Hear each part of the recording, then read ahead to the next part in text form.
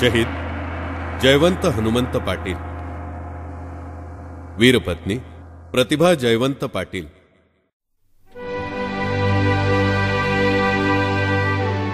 अशोक कामटे साहेब पुन्हा मुंबईत अतिरिक्त आयुक्तपदी रुजू झाले आणि त्यांचा 3 वर्षांपूर्वीचा सहकारी वायरलेस ऑपरेटर जयवंत हनुमंत पाटील त्यांच्या पथकात सामील झाला। जयवंत उर्फ जया 1991च्या जुलै महिन्यात नायगावहून पोलीस दलात भरती झाला होता।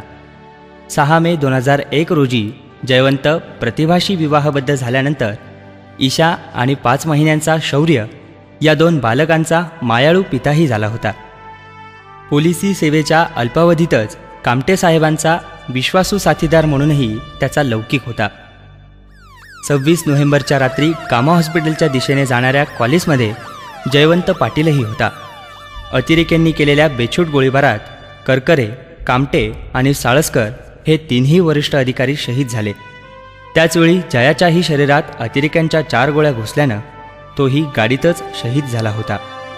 अतिरेक्यांशी समोरासमोर सामना झाला असता तर त्यांच्या AK-47च्या गोळ्यांनीही विचार केला असता की या निधड्या छातीच्या वीराचा वेध घेण्याची हिंमत आमच्यात नाही, परंतु या भ्याड हल्ल्यात जयवंतसारख्या वीराला वीरगती प्राप्त झाली।